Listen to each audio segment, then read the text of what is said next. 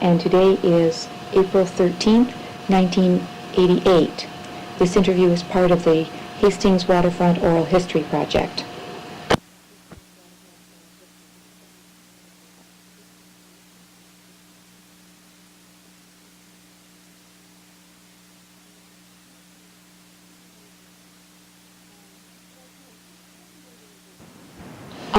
Now, Jim, please tell me where you were born. Hastings-on-Hudson. I was born off Warburton Avenue, between Maple Avenue and Warburton, about 75 to 100 yards in from Spring Street, north. All right. There was buildings in there. I was born in there. Mm-hmm. And I moved around quite a bit in Hastings. Was your house, did it stand approximately where the parking lot is for the bank today? Or the funeral parlor? Back at the funeral parlor, where the movie used to be. I see. And in around there. Mm-hmm. So it's no longer standing? No. What year were you born? 16. Mm-hmm. In January. 1916. Mm-hmm. Were you born at home? Hmm? You were born in your home?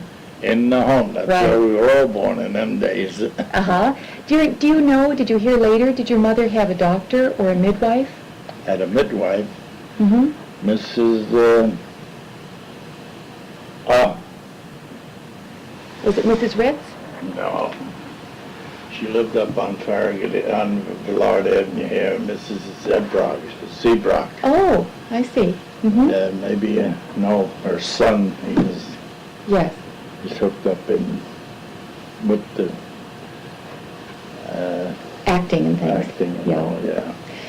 She delivered me. Did she deliver your brothers and sisters? She delivered my sister, too. Mm-hmm. There was only two of us. I see. And, well, the long story with me. I was almost born dead. If it wasn't for her, I wouldn't be here. Well, tell me the story. What did they tell you as you were growing up about it? The cord was wrapped around my neck, I see. and I was all blue. Oh. As a matter of fact, she told me herself I was the only one. I give her such a scare. She Mm-hmm. says, nobody got a spanking like I did.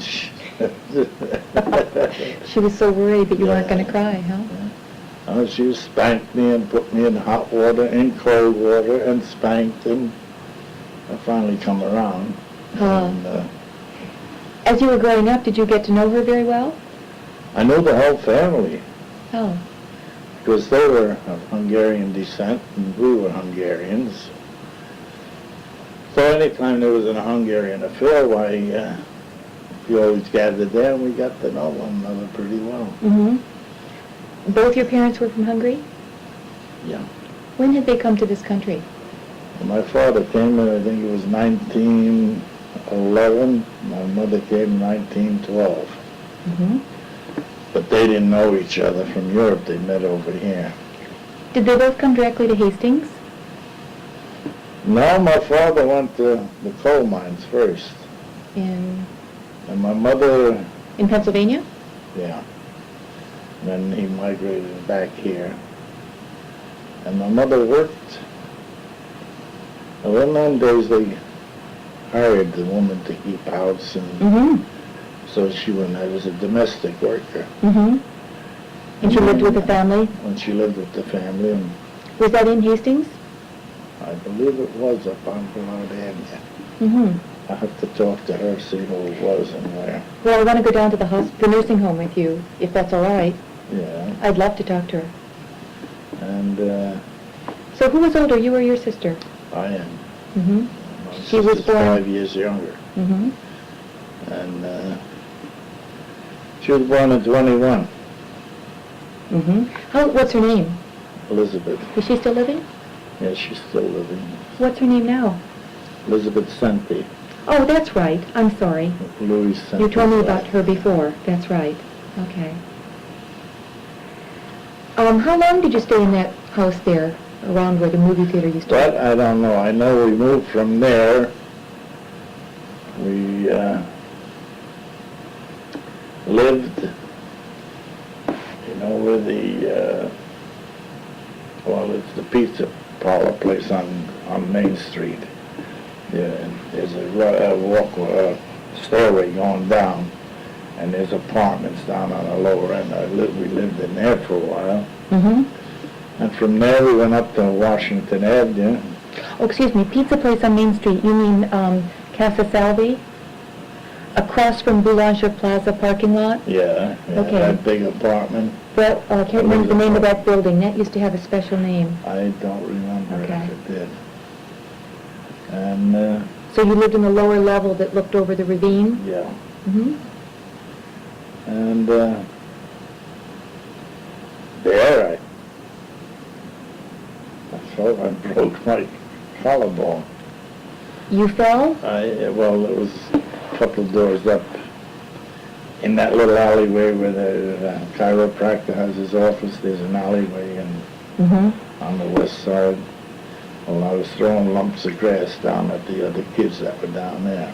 I lost my balance and down I went. Tumbling down into the ravine?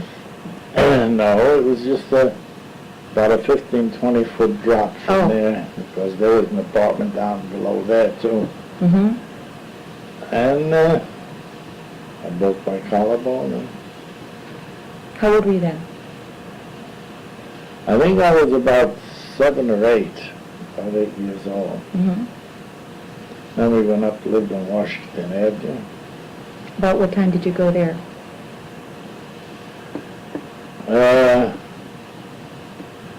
We were there during the Depression, Mm-hmm. up until about 34, 35.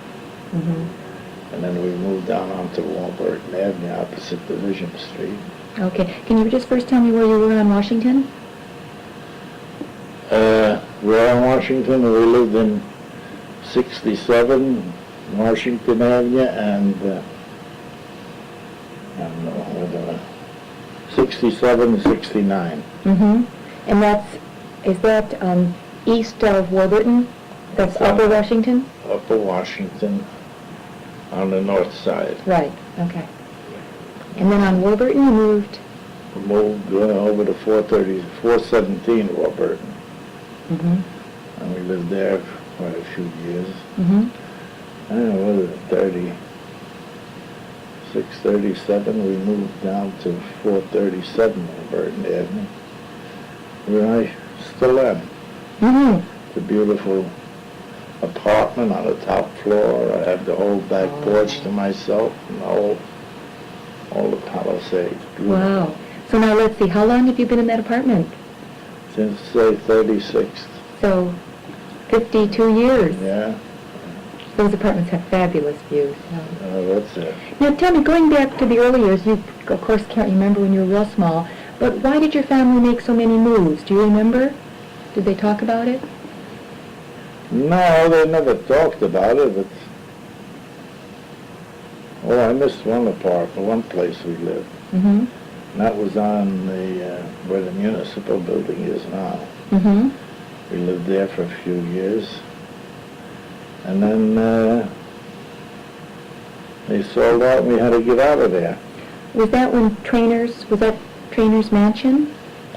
I believe it was Trainer's Mansion. Was it a big house? Yeah, it was a big house, yes. There was about 5 or 6 families in there. Mm-hmm.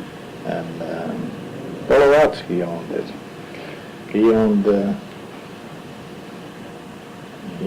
that gin mill on Dog Street, or Mhm. they call it Southside Avenue now, Right. Bolowatsky's. And it's now called the Buffet de la Gare. Yeah. And down there, and then down below that was Dorsey's. It was Dorsey's now, but it was the old, what do we call him?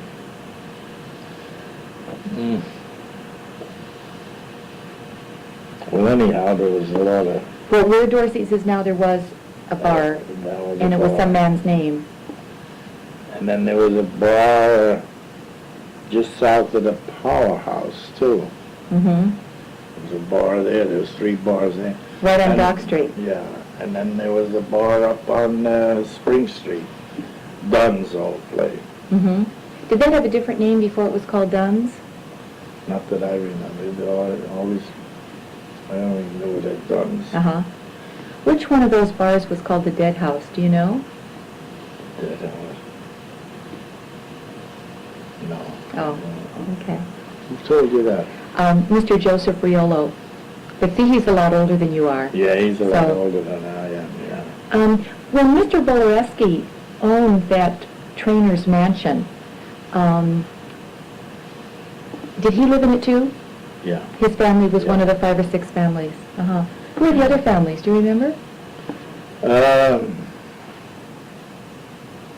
Oh, come on, Jim. It was Nemchek Oh. and who was the German family that used to beat me up all the time for beating up his sons. Oh, John.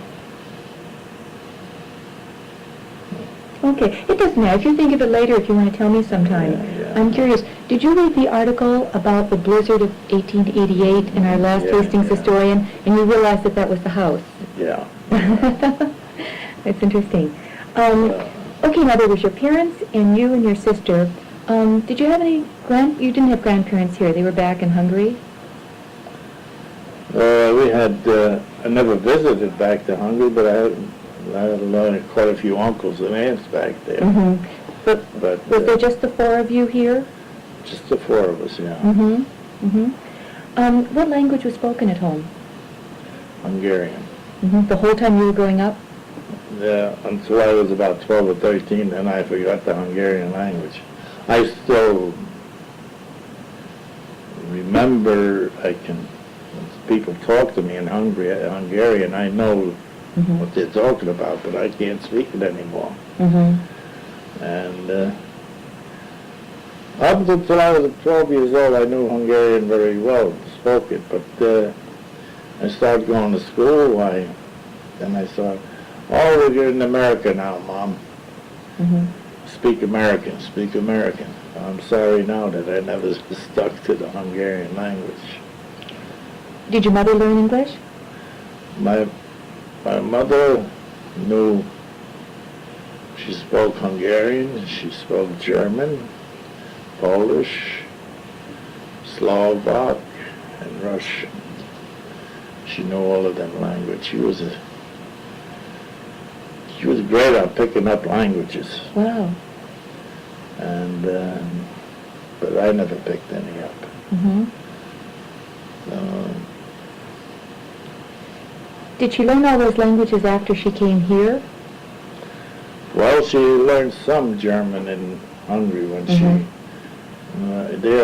when they were young, they sent them out to families to work. Mm-hmm. And she picked up some German there, but then she picked up most of her German. She worked for Mr. and Mrs. Hendrick, who lived up on Ferndale off of Circle. Yeah. And they were great. They were wonderful people. They had Yeah. 2 children, Ida and I can't even remember his name. Jim, you're losing your memory. No, you're not. You're remembering very well, I think. Alfred, their 2 children. Mm-hmm. She was Mrs. Frida Hendrick. And did they speak German at home? Oh, yeah. When my mother worked with them, she wouldn't speak no other language but German. I see. And he was an engineer with the railroad, New York Central. And I'll never forget the railroad trains he built in one big room. You had to crawl underneath the door to get in, and he had all these trains and You mean model trains? model trains that he built mostly himself. Oh. He had like a little machine shop downstairs, and he used to build everything. And when I went up there, cut grass and all, and he'd come home from work, I'd still be cutting grass. He said, leave it till tomorrow, Jim, come on up, work on the trains. Oh, I bet you love that. Oh, I love that. Now, how many days a week did your mother work for them? She worked for them, I think it was 2 days a week. Mm-hmm. And then she, Work for other people too? She worked for other people too, Mhm. yeah.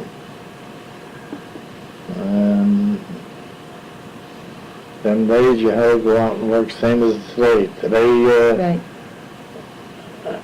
you can't live on one salary coming in. I feel sorry for the young people nowadays. Mm-hmm. At least when I got married and all, we lived on one pay. Mm-hmm. But now you can't do it. Mm-hmm. Now, getting back to when you were growing up with your family, what kinds of things did your family do together? Well, during the winter we'd go to dances. You go with your cigarettes, parents? Yes. Mm-hmm. Old cigarette skis all down here on the bottom of Washington Avenue. Right. Is that building still standing? It's still standing, but I don't know what's in there. Mm-hmm. Some kind of little shop. Mm-hmm. And we were young then, and then my mother and father, they loved to dance, and they put chairs together and tables, and we'd go to sleep on the chairs. Mm-hmm. And then when the time to go home, they'd pick us up and take us home. Mm-hmm. And dance till 3, 4 o'clock in the morning. And they left the dance. It didn't bother us. We enjoyed it at the beginning of the night when Mhm. we weren't tired. Mm-hmm. And then in the summertime, they had quite a few picnics. Mm-hmm. And when I got to be about, since I was about 8, 9 years old, I was always down the river during the summer. And we'd do the grabbing, we'd eat down there. Cook the crabs, You'd catch them? catch them and cook them and eat them. all summer long. This was when you were 9 or 10? That's when I started. And then Mhm. we, up until I was about 16, we used to be down the river all the time. I remember when I was about 11, 12, 13, we used to catch the crabs, and we'd take them up to Dr. Langmuir's.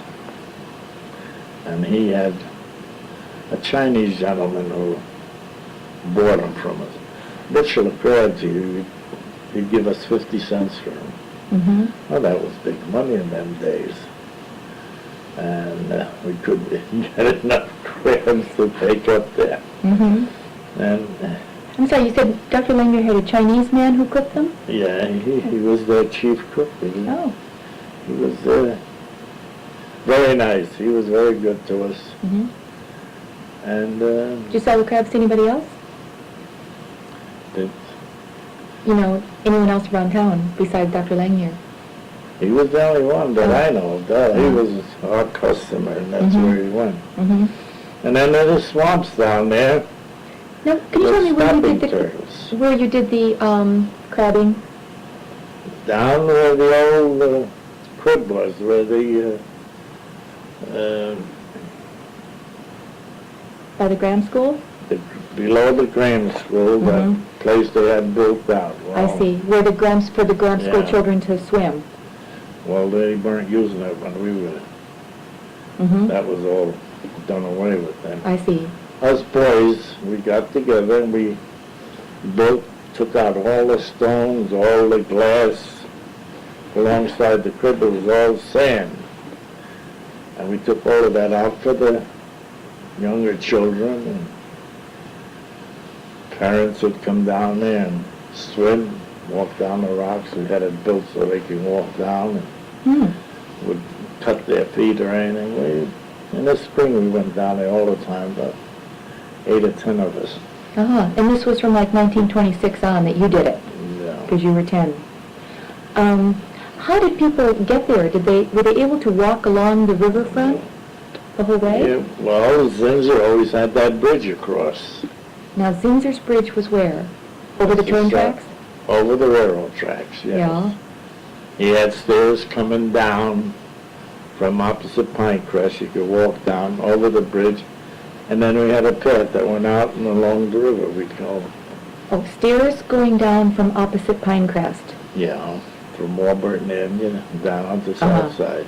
I see. And that's how we went down. Now, but the grammar school place was quite a bit further south Yeah. than Pinecrest, so were you able to continue to walk along the waterfront, or did you, Oh, yeah, you were able to walk right down along the whole waterfront. right next to the river? Yeah. And the train tracks would be on the other side? Yeah. The train tracks, there was, I'd say, 20 feet between the tracks and the river. Mm-hmm. And we'd walk down there.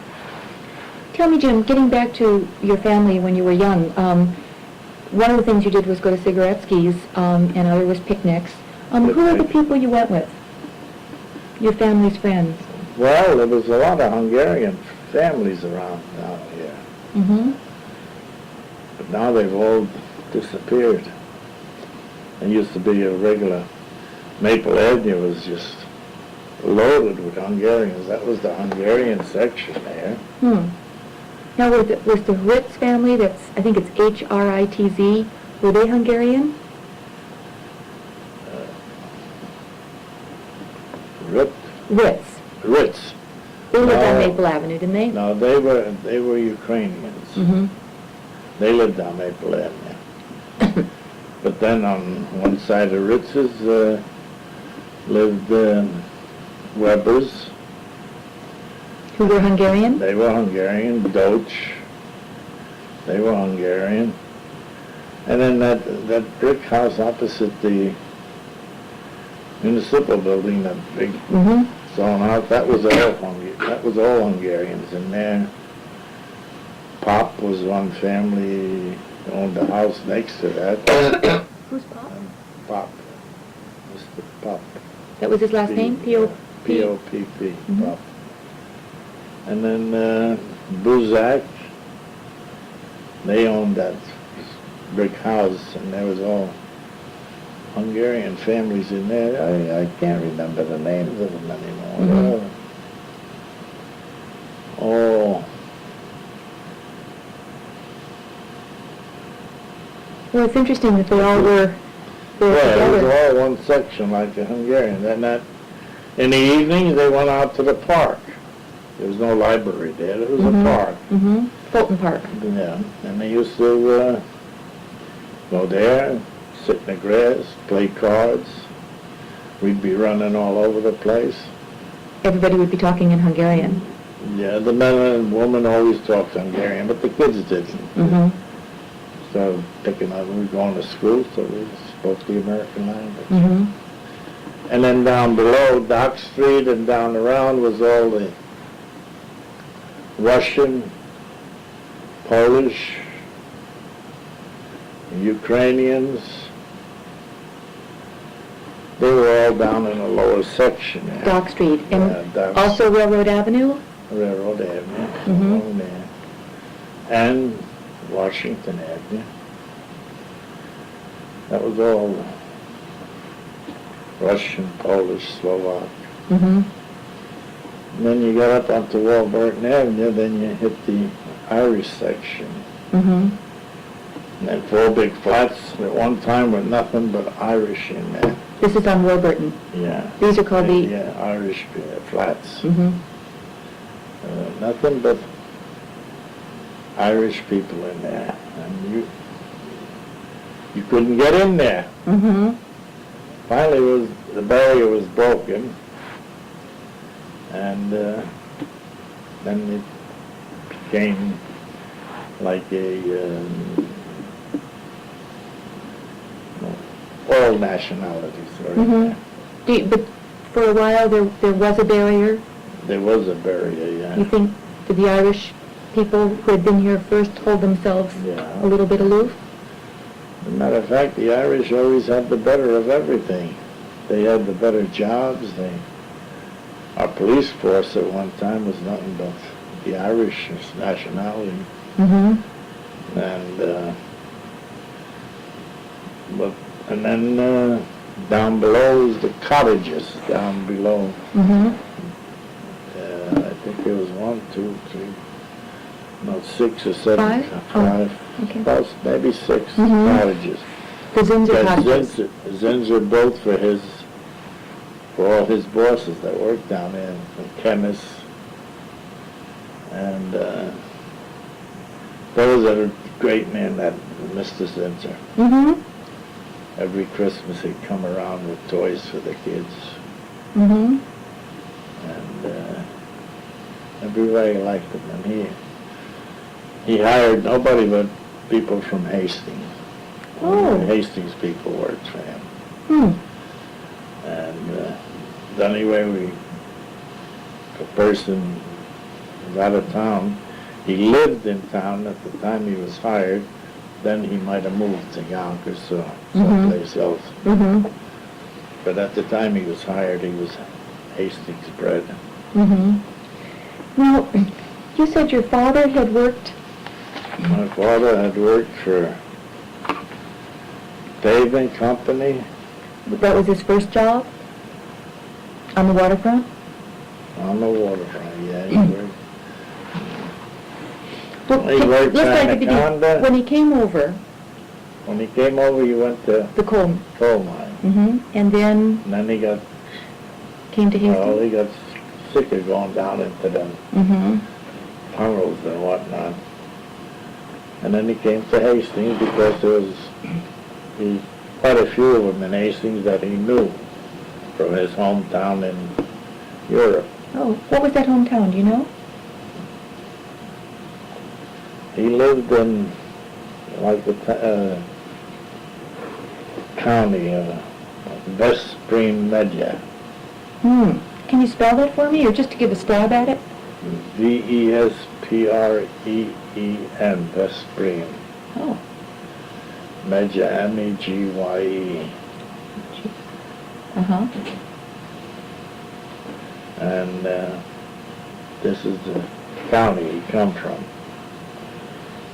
And, well, he came here, he went to mines, then he came back here, and he worked in the pavement, then he worked in Anaconda, then he worked up in Harmon. Okay, let's just go back to Hastings Pavement. When did he start working in Hastings Pavement, do you know? Mm, Had you been born? yeah, I was only a little kid, about 6 or 7 years old. I used to carry a lunch down to him. This was when you lived on Main Street then? We already just moved into Borotsky's. Oh, you moved into Bolorotsky's when you were 6 or 7? Yeah. Oh, in the early 1920s? Okay.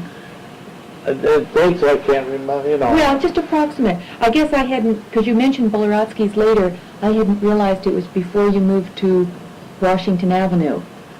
It was after that. Actually, you kind of made your way over to, Yeah. geographically, you went from north to south to your yeah. apartment where you've been for 50 years. Okay. And, Now, he worked at Hastings Pavement when you were 6 or 7. yeah, and I'll never forget that terrific thunderstorm when at noontime, I was taking down his lunch. My mother didn't want me to go take it.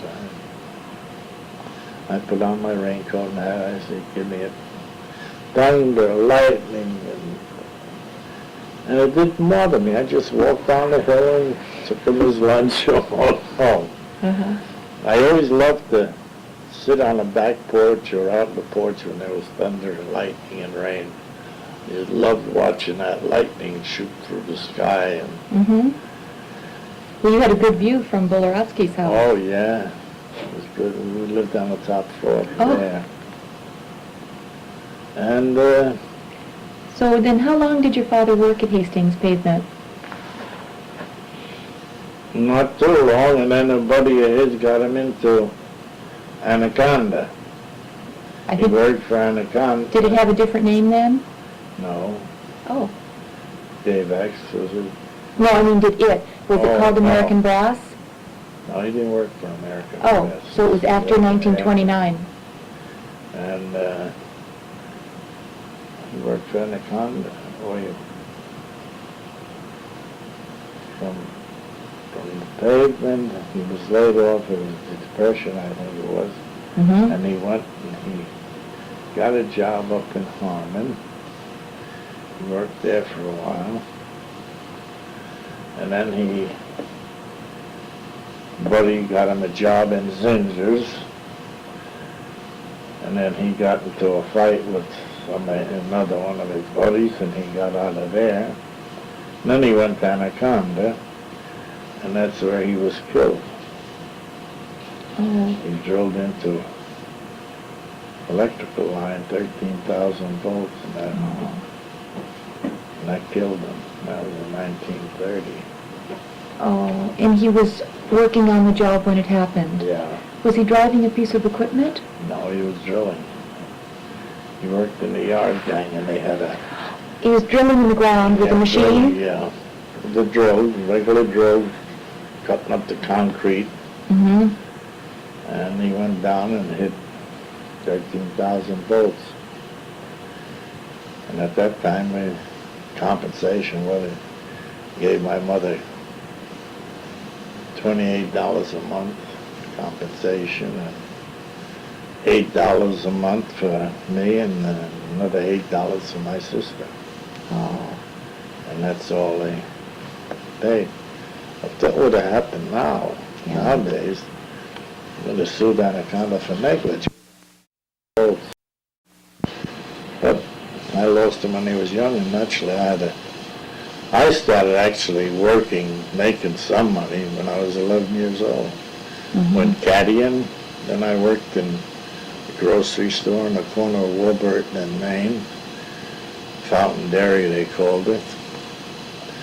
And then still trying to go to school. And then during the summer I got hired by Anaconda. I worked in the rod mill there, tying up hot rods. Well, how old were you then? Just 16. Mm-hmm. And then I went to Saunders, try to pick up a trade. Mm-hmm. Picked up a trade there, and then I couldn't get in with anybody in the trade that I learned, plumbing. So I worked for Dr. Langmuir a couple of summers. Mm-hmm. He wanted to build a quarry park. Mm-hmm. And there was 1, 2, 3 of us from Hastings, and then Andy Ryan and his Dick Ryan, plus some fellows from New York, and we worked cleaning up the quarry. And one of the fellows from Hastings, on poison ivy, he swelled up like a balloon. Mm. Me, it didn't have no effect on me. I walked through the Thank smoke goodness. and burned in it and all. Mm-hmm. It didn't have no effect on me. Mm-hmm. And the third fellow from Hastings, Mike Zabronik, he used to every day take the 3 end leaves of on the poison ivy and he'd eat them. Oh. And he said that kept him immune. And Dr. Langmuir put up these from Washington Avenue South, as far as Nodine, he planted trees Mm-hmm. along there, Mm-hmm. try to beautify it. And he would have made a beautiful park in that quarry if he would have lived, but then he died. Mm-hmm. Things went kaput. Then they used it for a dump. Mm-hmm. But I never forget the time of spring it was. We digging around, moving rocks. And I pulled over a rock, and there's a nest of garter snakes. Mm-hmm. Well, the mother wasn't there, just a bunch of young ones. They were about this big. I took one and I put it in my pocket. And I went up. Fellas were working there. And Denny was his name. Denny, his first name. last name I never know. He's working there, and I went behind him, and I took this garter snake and I let it go into his pocket. And I just walked away, and I stood behind some bushes, and it was a warm day, and he took his handkerchief out to wipe himself. Takes the handkerchief out, and here this snake pops his head up. Well, he just froze. He looked at that snake, and he looked at it. Finally, he just dropped it, and he run. He didn't come back to work for 3 days. When he come back, he wanted to kill me. He says, "I know it was you, Jim." I said, "I was nowhere near." But he suspected it was me. But I never laughed so much in my life as I did then. Matter of fact, the other fellas knew what I did, and they all got a kick out of it. But it's a shame that he never was able to finish that. Yeah, we have some photographs of it, and it looks beautiful. And it would have been some park. Now, do you remember, did he pay you out of his pocket, or were you a village employee during that time? No, he took paid us out of his pocket. He did. And down below there, the big quarry was a lake down there, like water. And they used to have a walking bridge that horses used to pull wagons over. And that broke one time with a load on it. Everything went down into this lake like. Oh, I didn't know the bridge was that big to handle a horse and wagon. Yeah, it handled a horse and wagon. Obviously, it wasn't strong enough because it... Because they used to, they took out a lot of their sandstone out of there. As a matter of fact, when they were digging there, it was real good stone yet. Some of them homes are still up that they built from that stone. And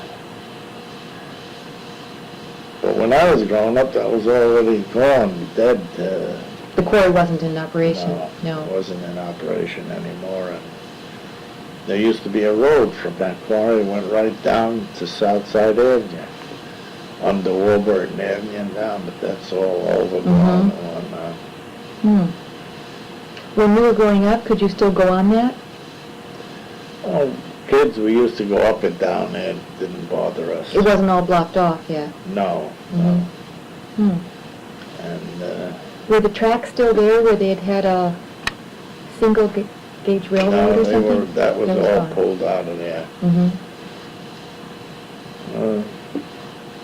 But then things were changing. I went to school, then I went off then the wars came. Jim, can I just take you back a bit? When your father was killed in that dreadful accident, how did your mother feel about it? How did she feel about Anaconda? We hated it. What happened? I went to work. Yeah. I hated them, but still the only place I could get employment at the time. And I was employed there. Started in December 36. And I worked there until the war, and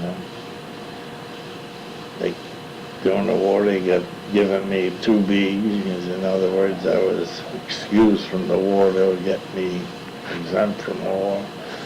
I finally got sick and tired of it. And I went down, I joined the Merchant Marines, because they had a higher priority. And I came back and I told my boss, and my boss told us, Mr. Lustro, he was general manager of the plant then, and he called me up. He said, he swore me up and down. He says, I hear I get you excused from the war and all, and I said, Mr. Lustro, just put yourself in my shoes. Where are all your buddies? All my buddies are in the service. I says, I want to go. He says, oh, Jim, I'm looking at it your way. He says, I'd be I'd feel the same way. Mm. So he wished me good luck and all, and off I went. I sailed for about 2 years, Mm-hmm. went all over the world. Mm. In Australia. Australia's a beautiful country. And I've seen a lot. I found out what different people are like. Mm-hmm. And that was my big experience, war. Matter of fact, I think that was true for a lot of people. I mean, as far as traveling yeah. and seeing the world and... And the ones I made friends with during the war and all, they're gone. They all passed on. There was one fella from Baltimore, small fella.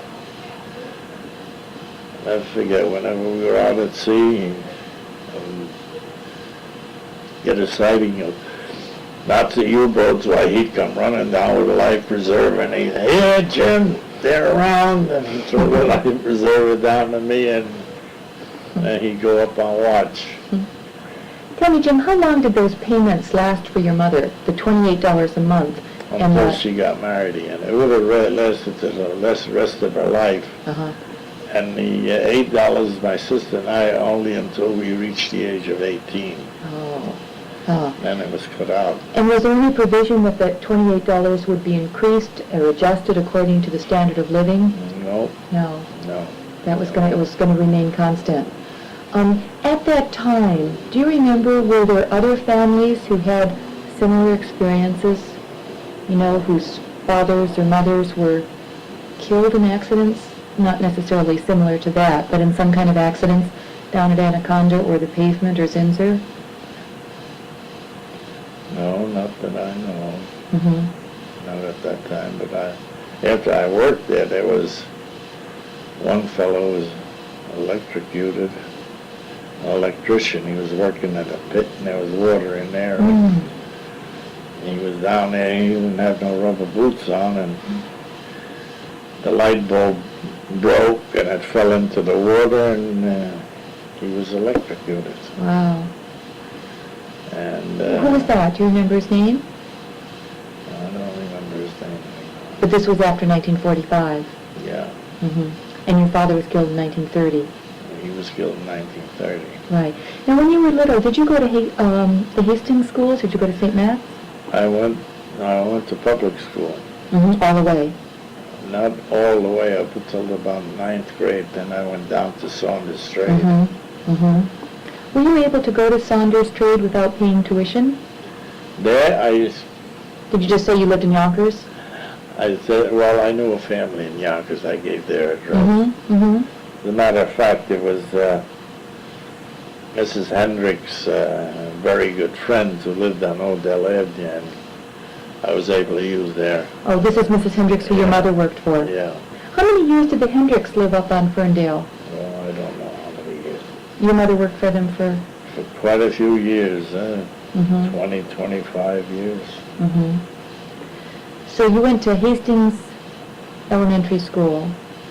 And then junior high, they called it at that time.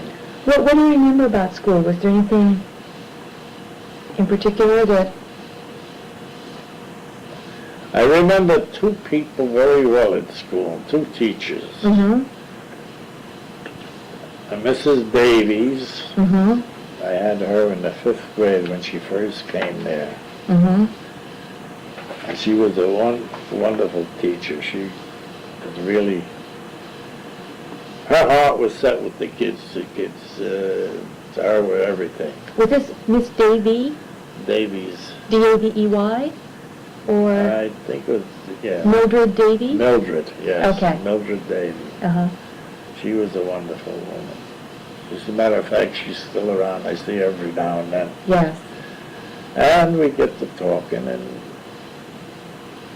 but arthritis is getting her. Mm-hmm. She's walking around with a cane now. And then there was another one we called Miss Van Ostrom, history teacher. Can you spell her last name?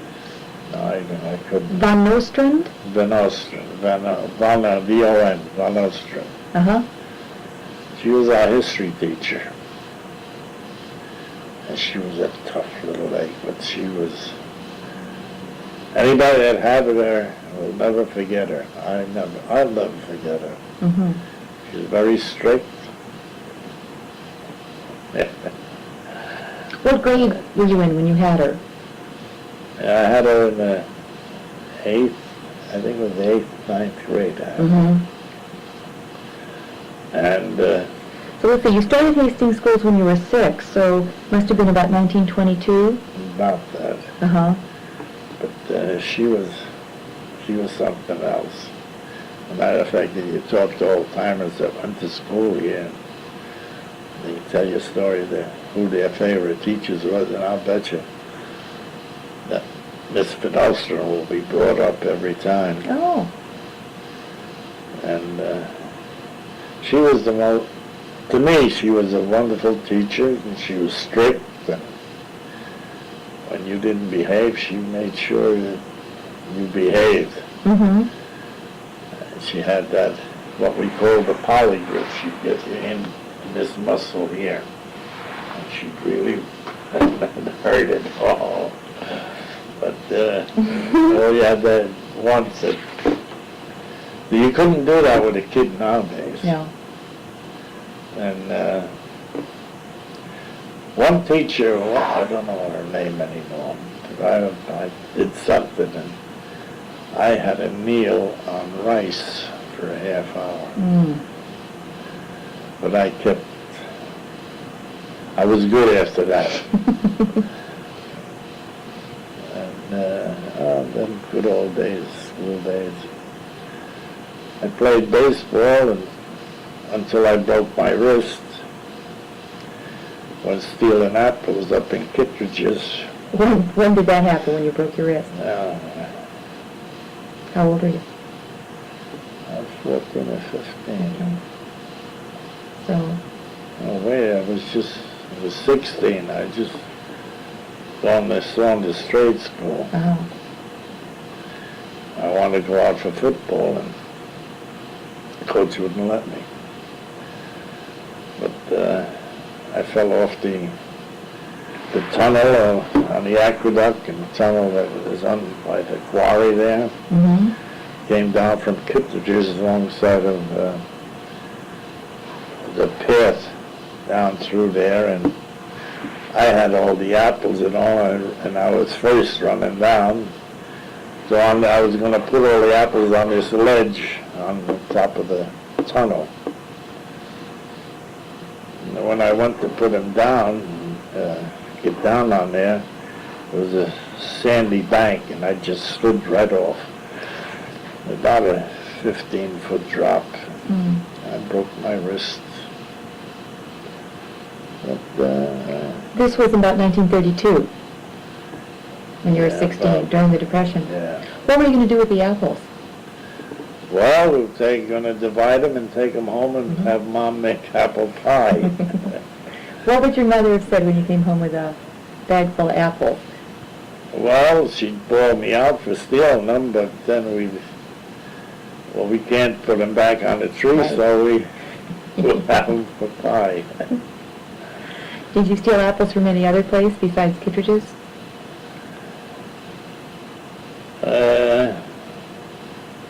No, that was about the only place. Mm-hmm. We got apples. Didn't go down to like the lemon farm?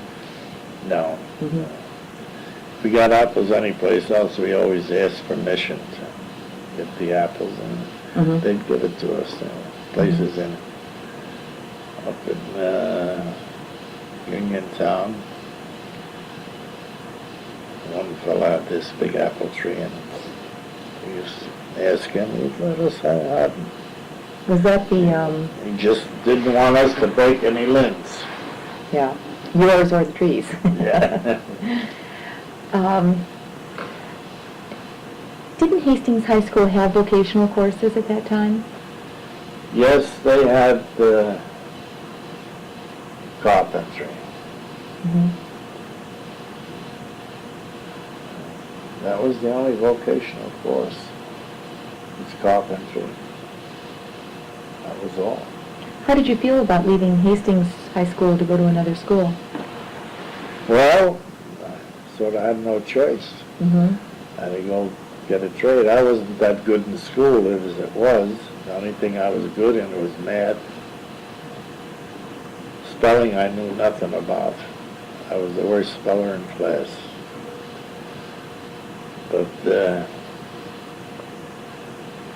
English I didn't do good, just normal. But math was my best subject. Mm-hmm.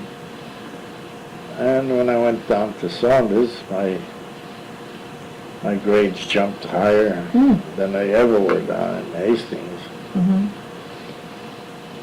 And in English down there, she wanted a short story, right? We had to write a short story. So I always used to love to read these books and fighter planes, Germans and Americans and English Spitfires. And so I wrote a story on a plane, like I was the pilot. Mm-hmm. The teacher read it, she gave me an A+. She says, you should have this, sent the short story, she says. But I have Did to you write keep it? I hope you still have it. No, I haven't got it. This happened at Saunders. At Saunders, yeah. Did any of your friends go down there, or anyone you knew from Hastings? Yeah, Bill Warrior, William Warrior. Mm-hmm. He went there to school. Mm-hmm. And students, I don't even know what subject he took on. Mm-hmm. All I know he called me, Jim, come on, we're going to get a ride up from Barker Brothers. Barker Brothers had a grocery store on the corner of Wells and Warburton. And he knew Joe Barker, Joe was one of the sons. And when he was delivering to Untermeyer's, he'd let us know and he'd give us a ride up to Hastings. And well, first we'd have to help him carry the groceries into Untermeyer's. And then he'd drive us home. And that was always a saving. Well, it saved a nickel. Next day we had a nickel more. How'd you get down there in the morning? Trolley. Trolley or else hitchhike. Had to walk the city line. And well, couldn't you get the trolley at, it used to come all the way up to Main Street.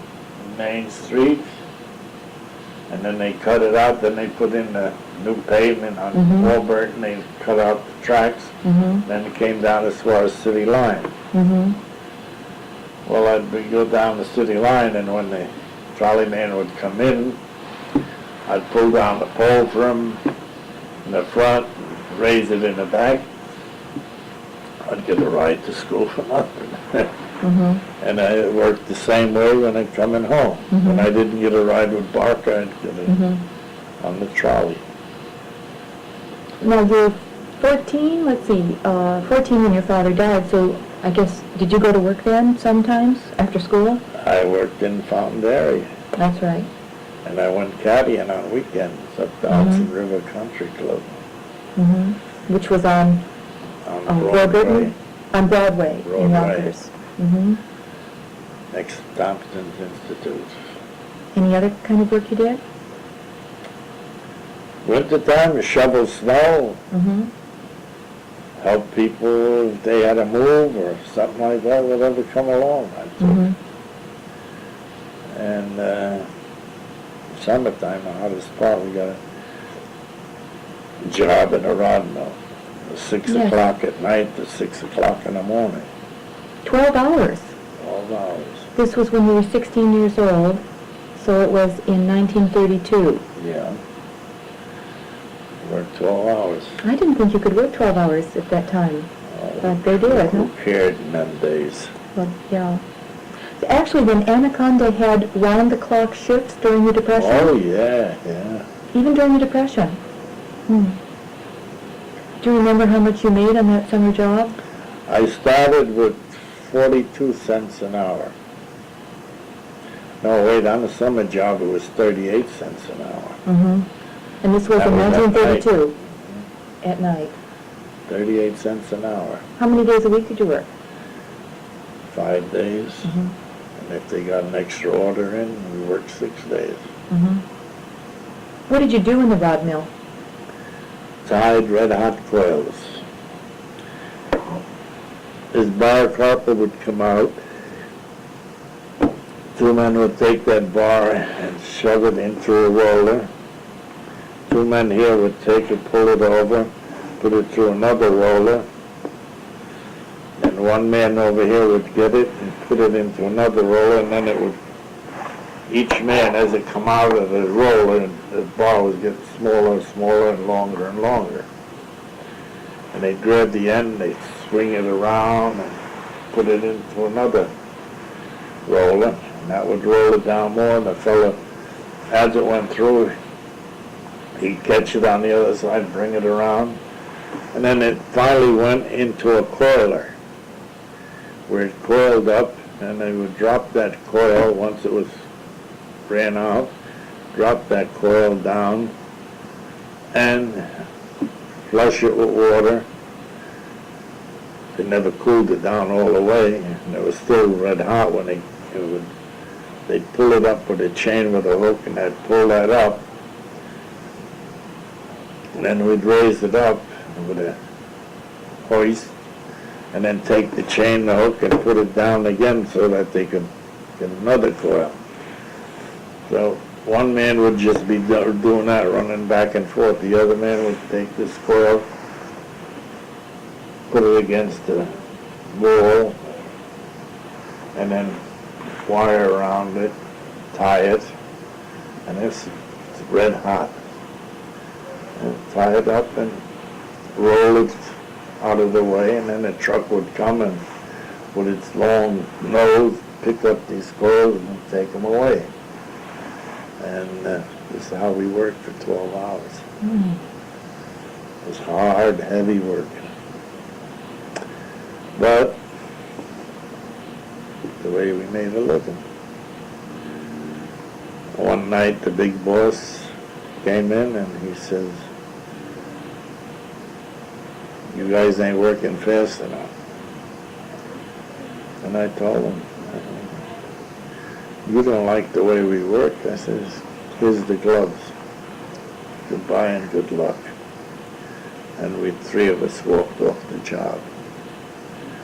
Oh, he begged us to come back. But we wouldn't. So he was stuck. But he had no business making that remark. The 3 young fellas, 3 of us were 16 years old. Wow. And well, there was actually 4 of us, but the time he caught us, 3 of us were working, the 4th one was sleeping in the coils. Hid away and get some sleep. We don't have the chances going to sleep. Mm-hmm. So he didn't get the 4th man. And the 4th one, he stayed there and he worked the rest of the night. And we didn't even go to tell him that we were quit. We just let him stay there. And they never bothered him. But we went off the job. Then in 36, after Langley, What happened then? That was it? You really, that was it. I quit. for all 3 of you? Well, we were young and carefree and didn't care. The other 2 young people were also 16 or so. Yeah. Mm. One was Bill Smolensky. He's gone. He died. And the other was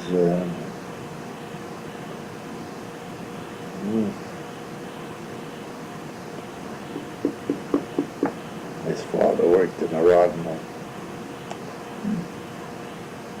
Mike Gillicowicz. Who was the boss? Mr. Doshin, old man Doshin. He was bored. He begged us not to go. Oh, how he begged us not to go. He was a good guy. come over and say, all right, you go for 15 minutes. I help over here, I help. Oh, but this isn't the same boss who came and said that to you? No. Oh, Mr. Doshin was a good boss. He was the boss of us men, I see. He's like a foreman? yeah. And I was the assistant general manager is the one that came around. Mm-hmm. And Mr. Doshin begged us to stay. I fixed everything up. I need you. I said, yeah, you need us. And tell these bosses to stay home at night where they belong. Mm-hmm. What was the assistant manager's name? Do you remember? I don't remember that. So that was the end of that. You had Yeah. just intended to work there for the summer anyway, is that right? Yeah. And So- go back to school. Uh-huh. Did that mean that you could never get a job in Anaconda again? Well, No, I 'cause you went back did, there. yeah. I went back there again in 36. I went down there. And, After Dr. Langmuir died? yeah, he told us to go. Now, he didn't die yet. Oh. He was shutting down for the winter. Mm-hmm. He told us to go down there and get a job with Anaconda.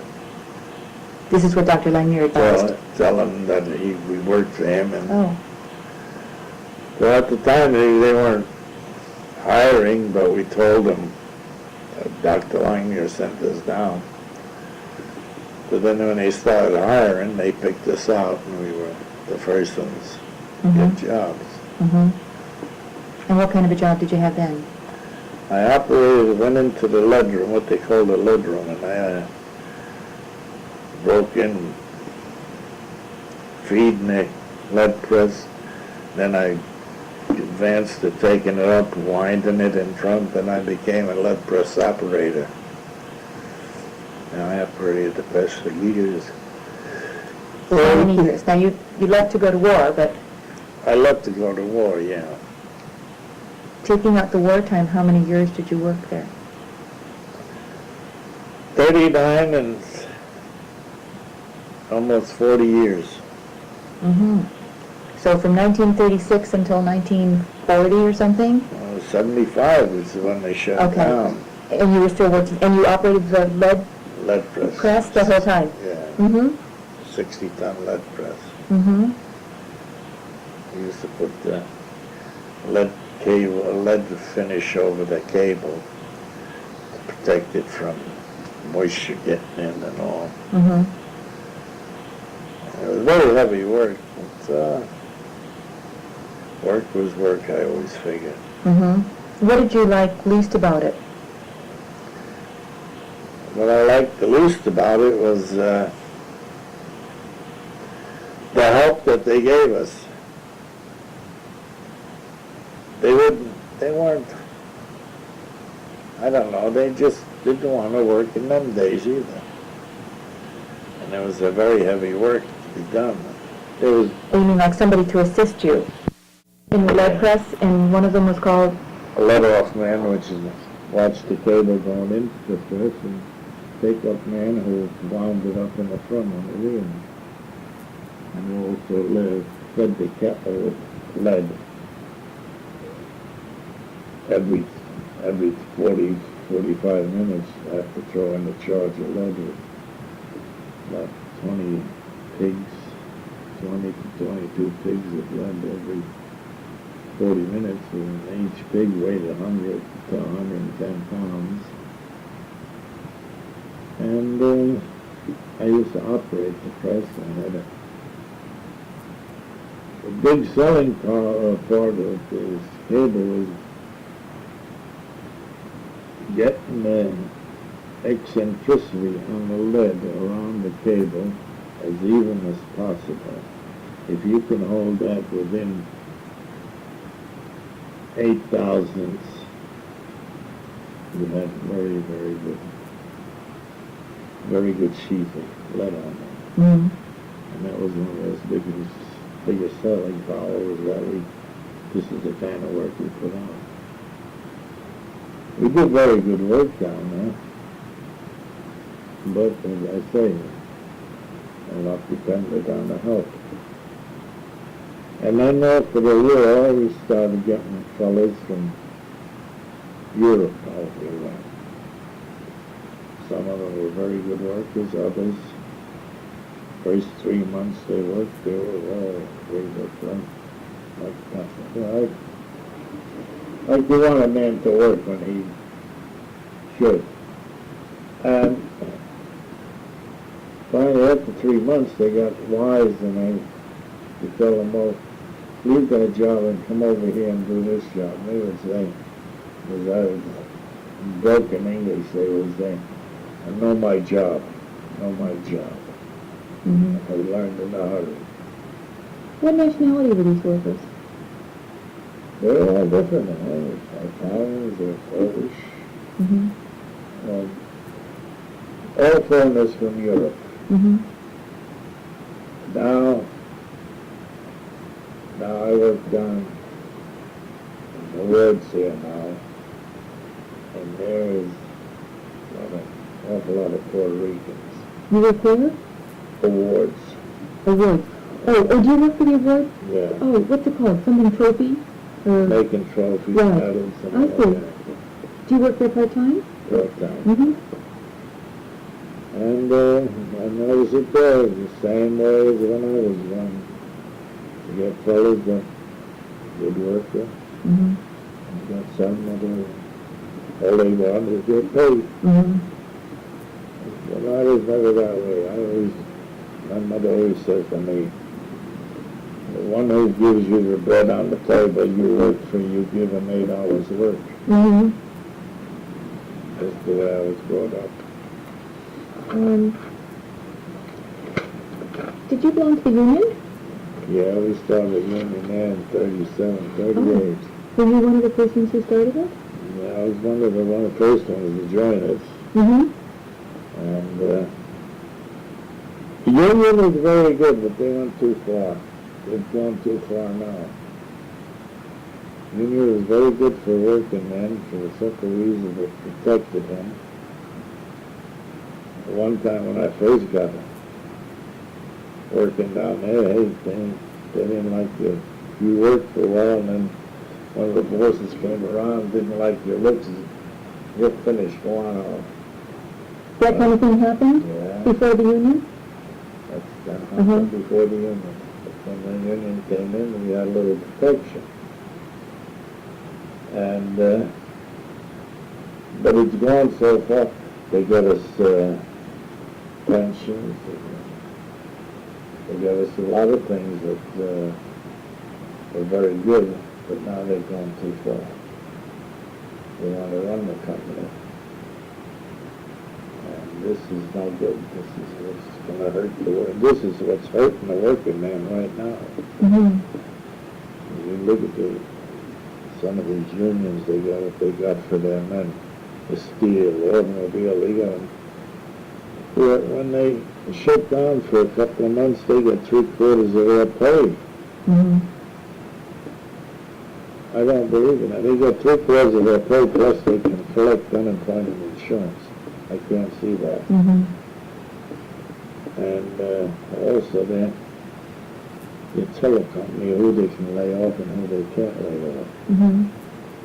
Now, at Anaconda, were there any strikes after you helped organize the union in 37, 38?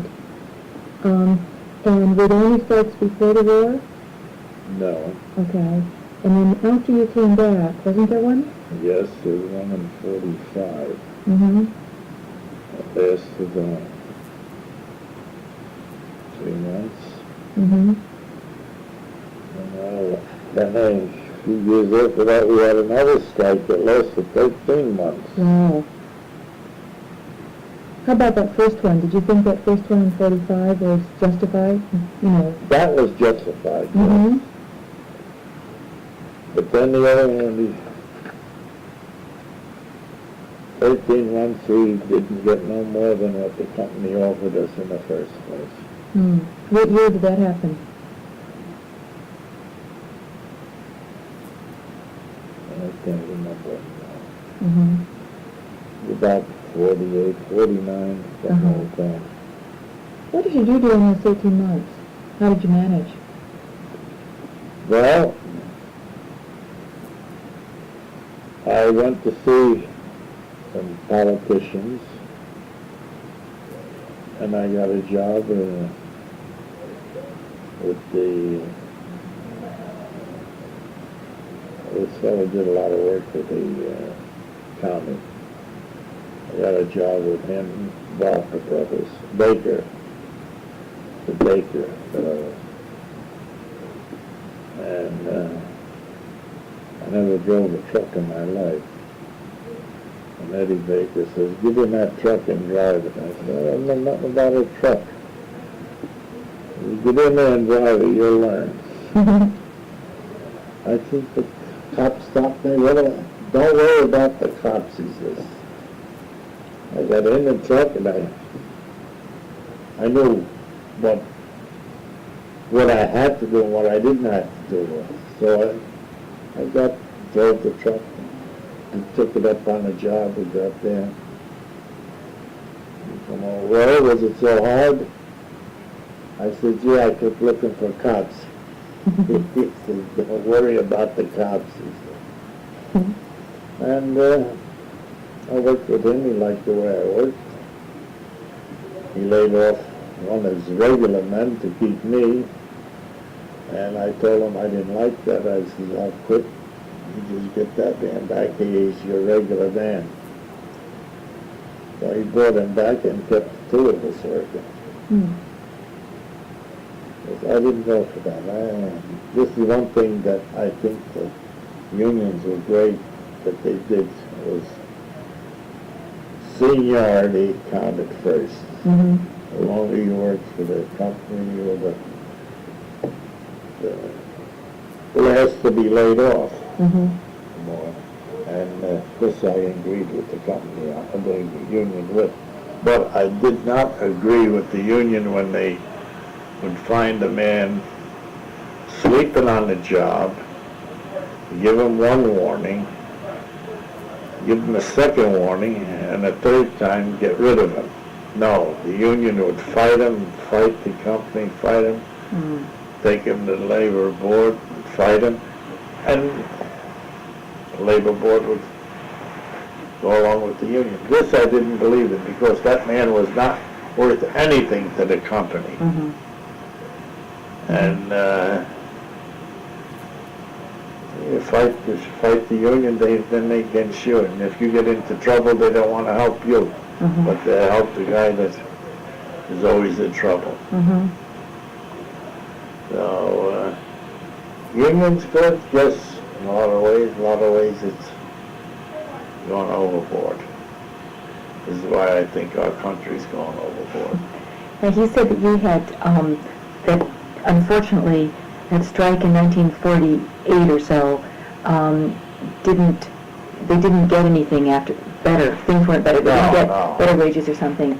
But did you support the strike? Did you support the union position on the strike? No,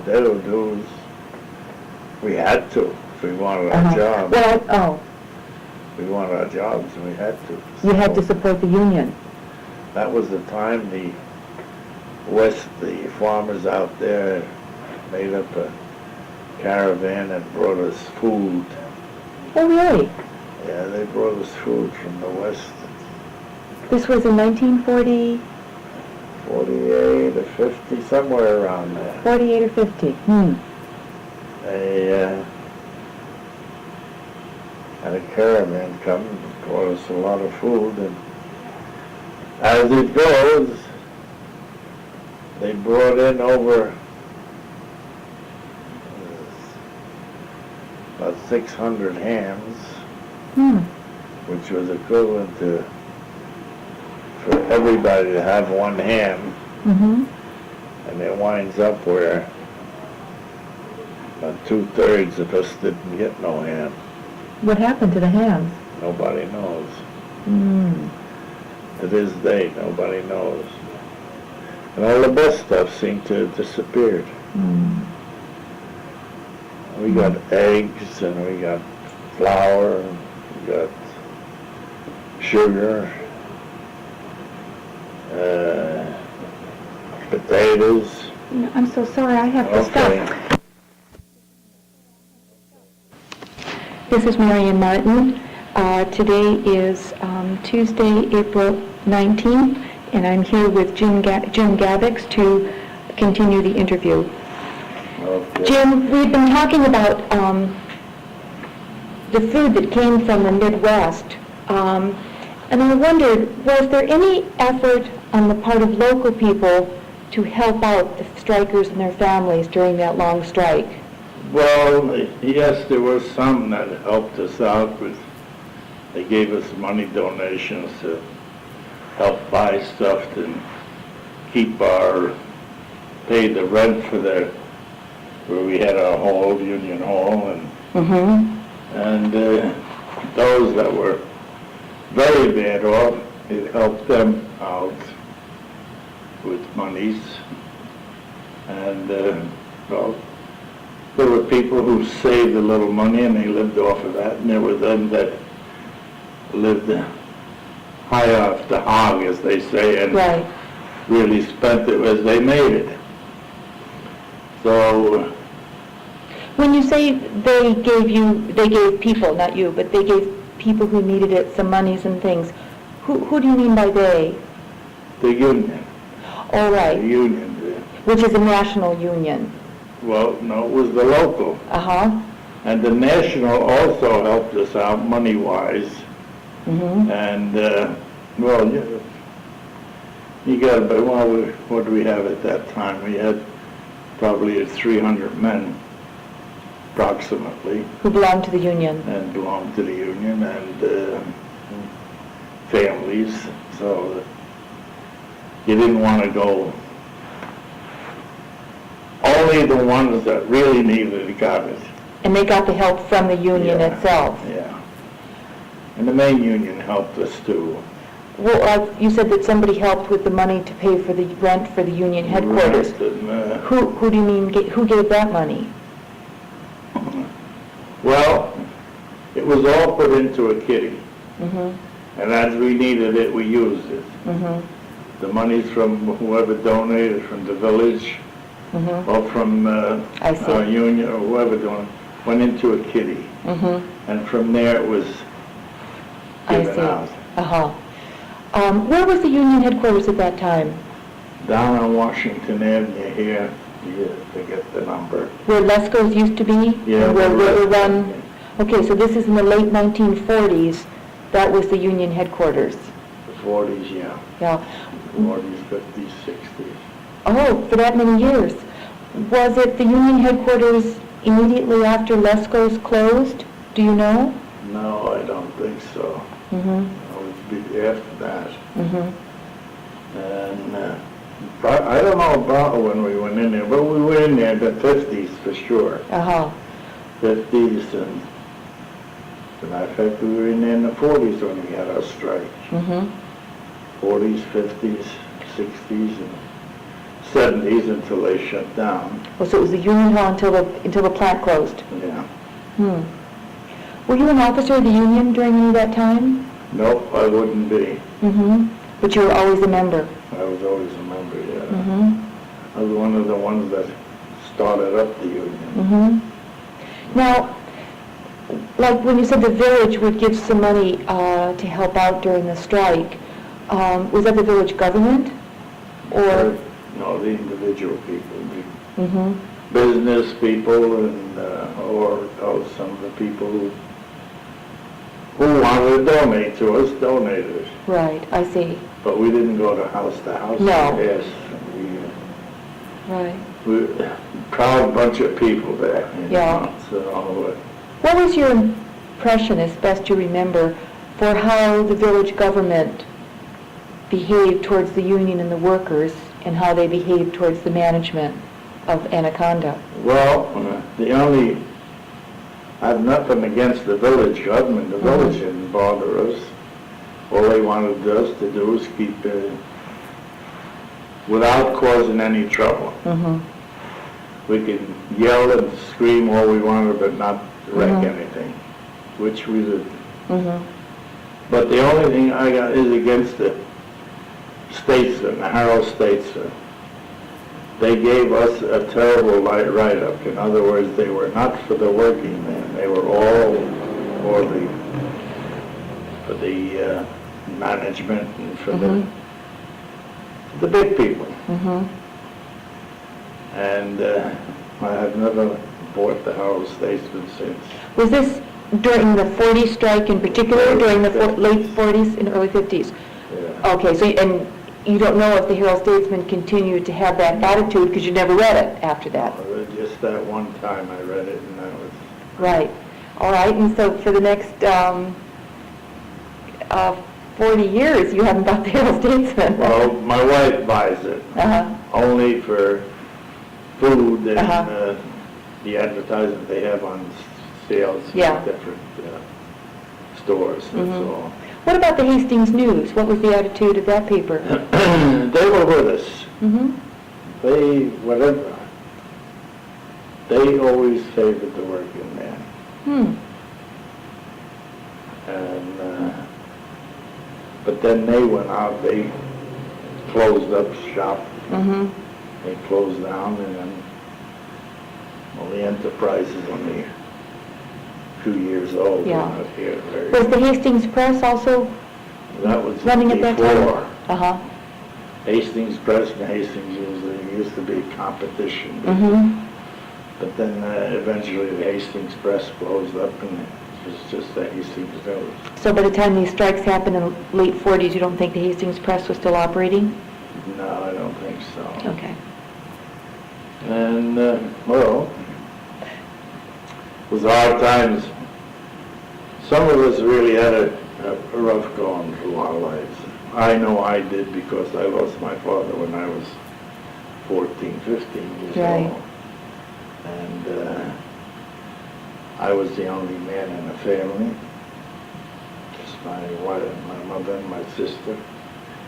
And she was 5 years younger than me, so I had to go out and work and make a little money. But I worked all my life. Mm-hmm. And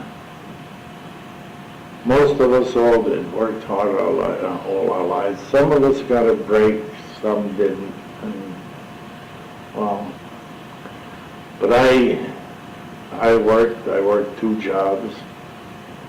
I made sure my children got a good education. They all went to college. Oh, that's wonderful. How many children did you have? 2, boy and a girl. Mm-hmm. My son went to Case Western University. Mm-hmm. He wanted to be a doctor, but he could never get in. He graduated with a 3.8, Mm. and he went into anesthesia. He's an anesthetist. Mm-hmm. He went an extra year for that, Mm-hmm. and he's with the Cleveland Clinic. Mm-hmm. My daughter, she went to, my brain is gone. We went up to college here in upstate New York. Syracuse? Syracuse, New Paltz, No, further near Black Lake up there. Cortland, Uh, St. Lawrence, uh, Keuka. I can't remember. Oh. Well, anyhow, Maybe you'll think of it. Ask your wife when you get home. Because we can always add on to it. she graduated, and then she worked for a year. Then she went to Kent University for a year, and she got her master's there. Mm-hmm. And she graduated there with a 4.0. You must be so proud. And I was always proud of my children. Mm. Maybe I didn't show it on the outside, but inside it. Mm-hmm. And both are doing very good. And all I want now is peace. Leave me alone. Let me die in peace. And you raise your children. They both have 2 children each. Mm-hmm. And I only pray to God that their children will be as good as mine were to me.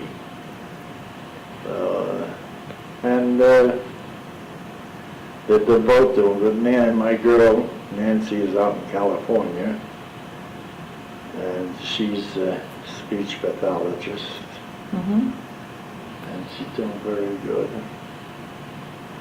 As a matter of fact, the way she got her 4.0 average graduating was her and her girlfriend made up a program on film. They got permission, they went to the hospital, got permission, and they got the film and talking and teaching these people how to speak properly. And they presented that as their thesis. Right. And it was the first one that was presented. Well, they got 4.0. That's wonderful. And they made duplicates of it, and they send it wherever it's people ask for it. That's great. Jim, after your father died and you had that first summer job at Anaconda when you were 16 in the rod mill, did Anaconda try and help you out because your father had been killed? No, they didn't help me out. They didn't come to me and ask me if I wanted a job. I had to go down there, and then they pick out certain people. Did they know that you were the kid whose father lost his life a few years before? After I got the job, then they knew. But the man picking out? He didn't know. Right.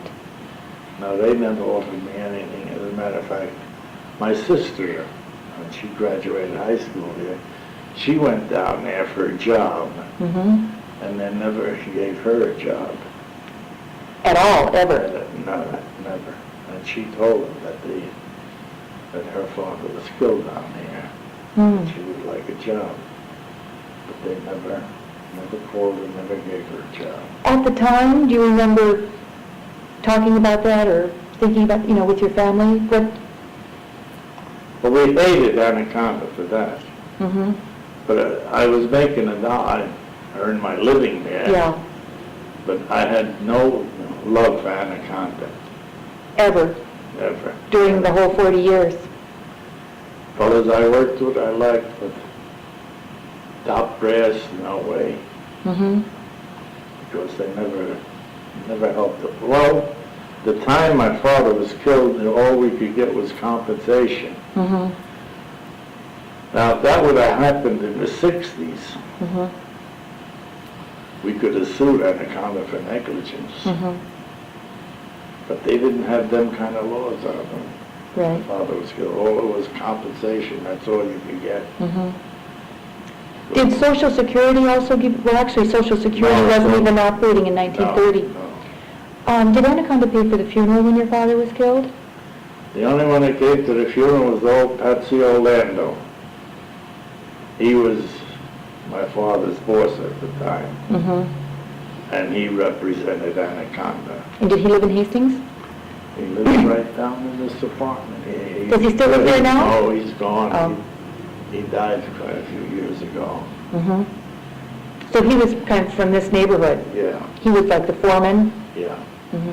Patsy Orlando. But the manager, the assistant manager of the plant didn't come? No. Did they pay for the funeral? No. We had to pay for it. Hmm. They didn't give us nothing. How did you They have... gave us compensation. That's all you're entitled to, compensation. I think we got $75 for compensation for the funeral. Oh, I see.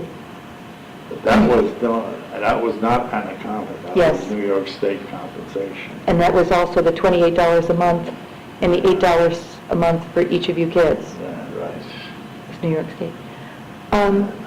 Where did you have the funeral? Did you have... We had him in our Awake? house. Right, and he was in a casket? Yeah. Uh-huh. And your house at that time was... Was 17 Walmart. Right. Right. And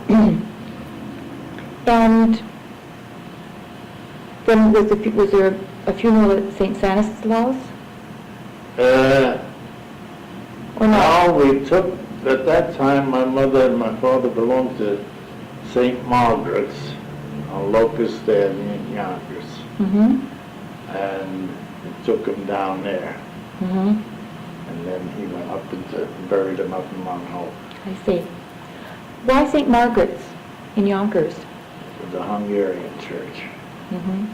And, well, my mother and father and the Hungarians from here all helped to buy the property and to make it into a church. Mm-hmm. And St. Margaret is a saint of Hungary. Mm-hmm. They named it St. Margaret's, and it's still St. Margaret's. Did you remain with St. Margaret's, or did you No, ultimately switch to something? Well, when I was going to school, I used to go to had to go to catechism in St. Matthew's. Mm-hmm. And Sundays we go to 8 o'clock mass, and then run home, That's run enough. all the way home, St. Matthew's, run Oh. all the way home, put on our dirty clothes and up to Broadway and wait for Mayor Reynolds or what was the other one? They used to belong to Hudson River Country Club. They'd come along and they'd pick us up and take us up to the golf course. Oh. And then we'd get called and go out, and Mm-hmm. that's how we made it. Well, first time I ever went out, around 18 holes, 45 cents. And, well, I went up there one Saturday morning at 6 o'clock in the morning. I was up there, and the young couple wanted to go out playing golf. There's no caddies around. So they asked me, "You a caddy?" I says, "No, but I'd like to be. I'd like to learn it and Mm-hmm. be caddy." "Well, will you carry our bag?" I said, "Sure." Took me around. They told me different things the caddy had to do. Mm-hmm. And when we came in, he gave me $1.50.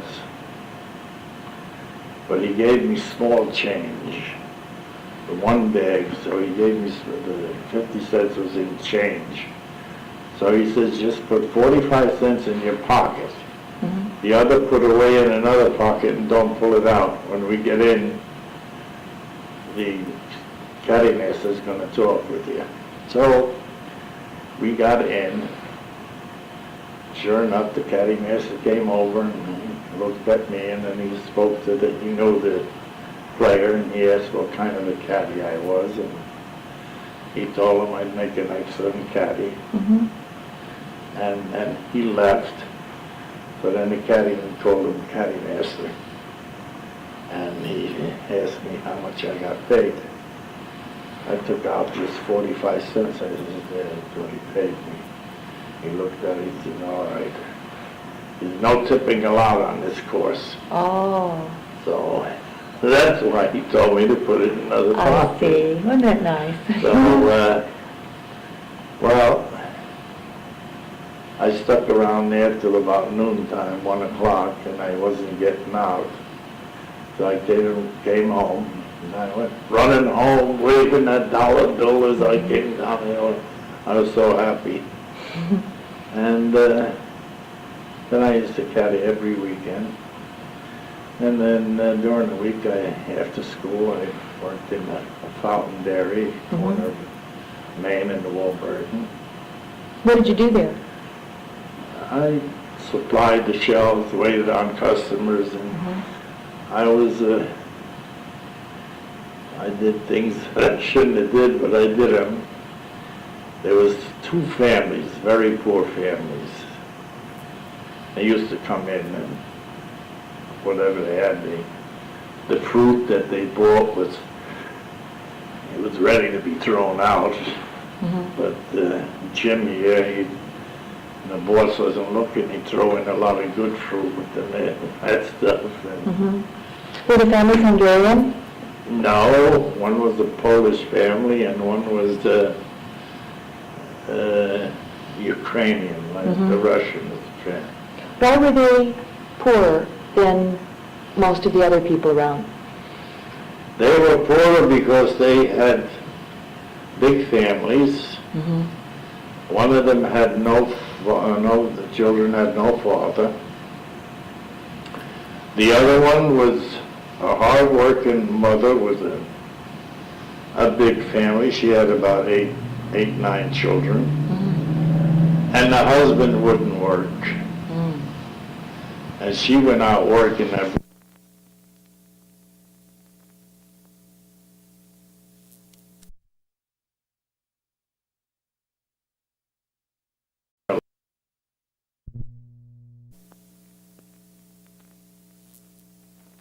This is Marion Martin. When I interviewed Jim Gavacs, I left this side B blank by mistake. So please go to cassette tape 3, side A, for the continuation of the interview with Jim Gavacs.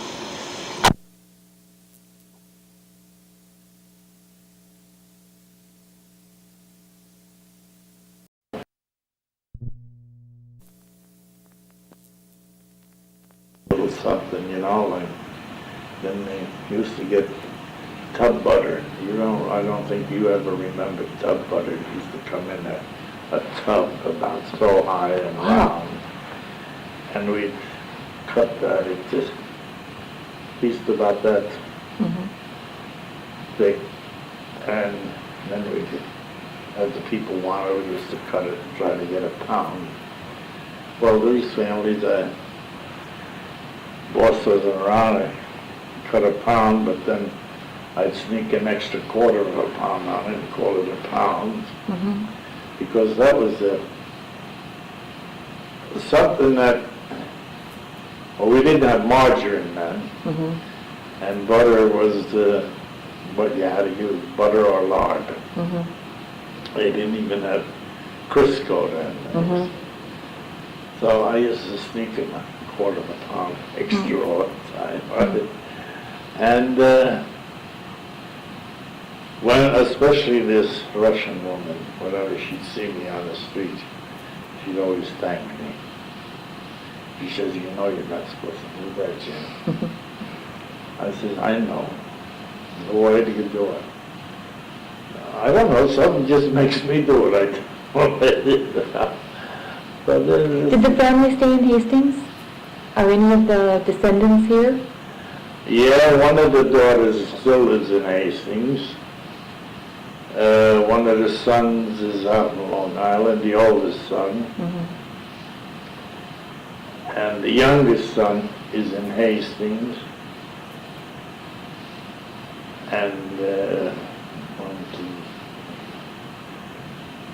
4 daughters. They live between Irvington and Tarrytown. So there was 8 in that family.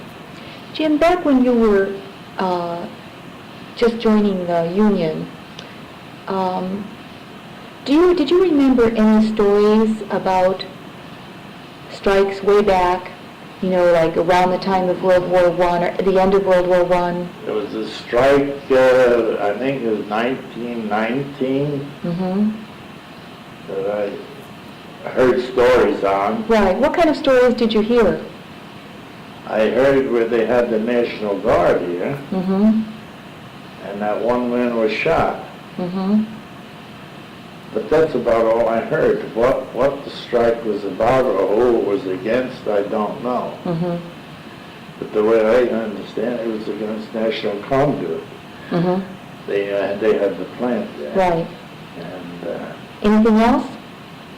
That's all I heard. That's all I remember. Never heard anything about Trotsky having been here?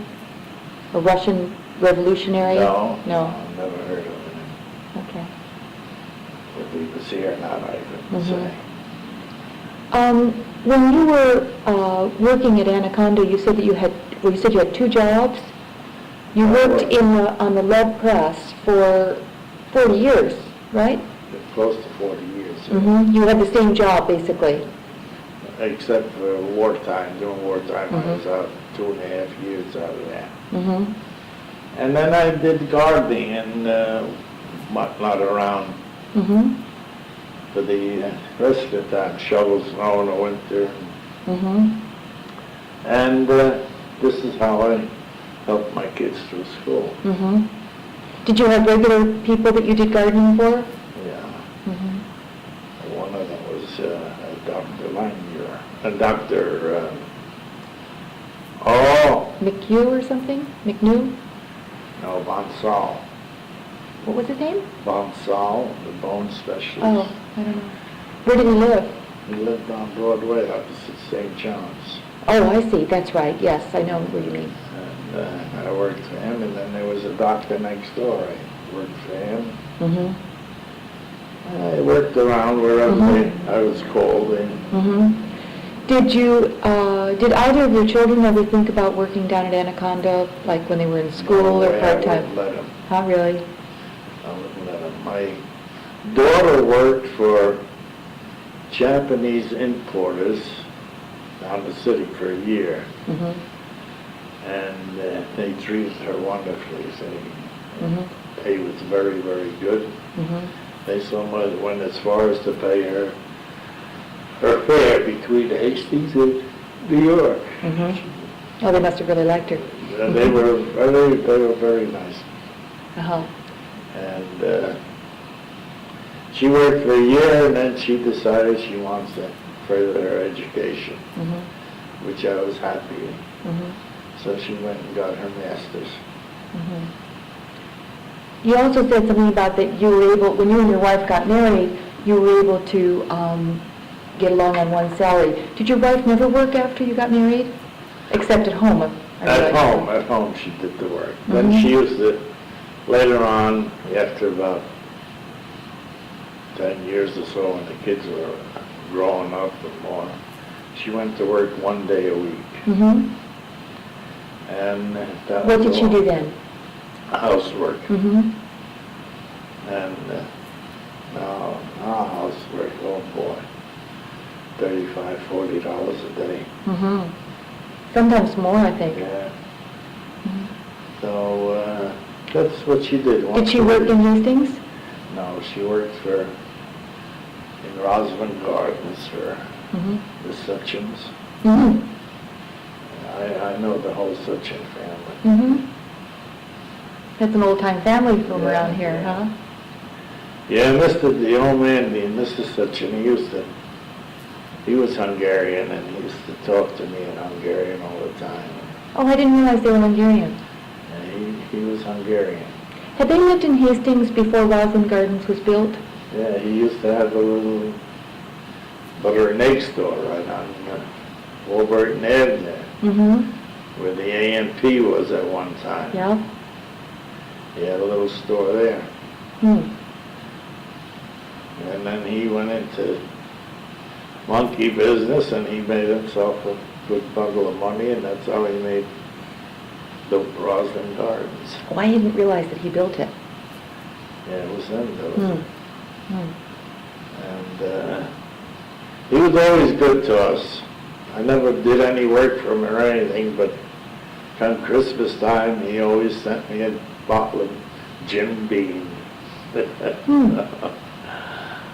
And, This was because your mother worked, because your wife worked for them? Yeah. Mm-hmm. And, well, I knew Miles, Alvin, Mm-hmm. Choo Choo was the youngest, Mm-hmm. and the daughter.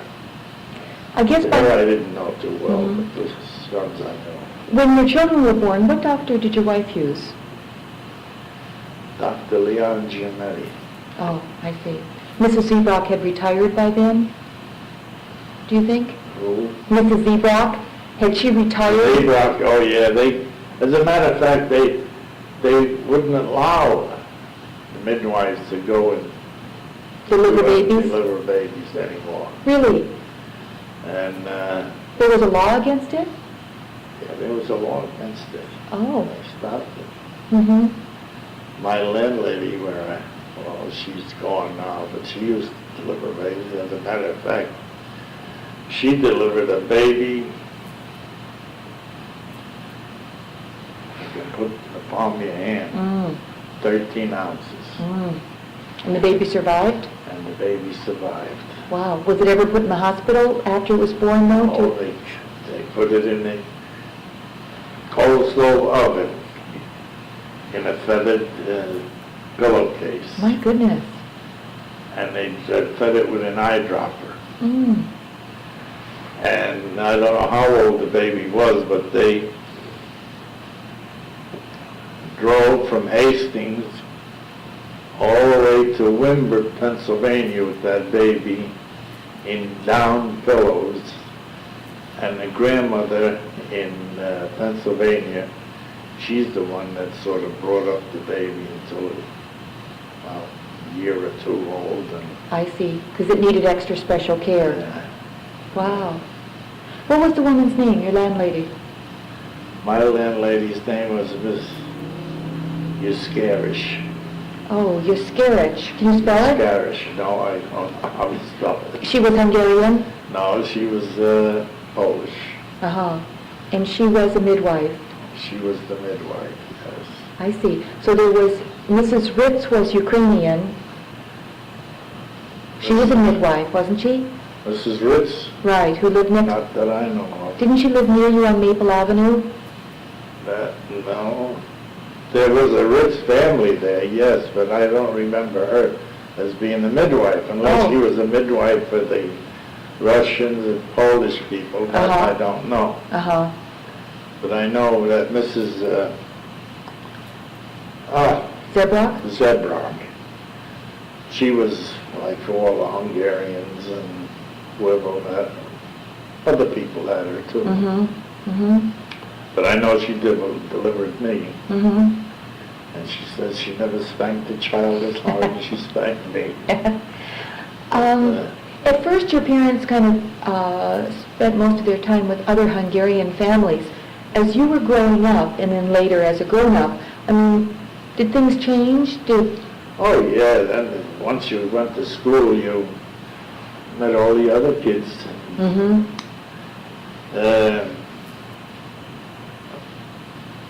You forgot about everything, what your parents were, whether they Russian or Polish or what. Mm-hmm. If you liked the guy and he was a Russian, you were Hungarian, they just got along. Mm-hmm. And the nationality business went out the window. Mm-hmm.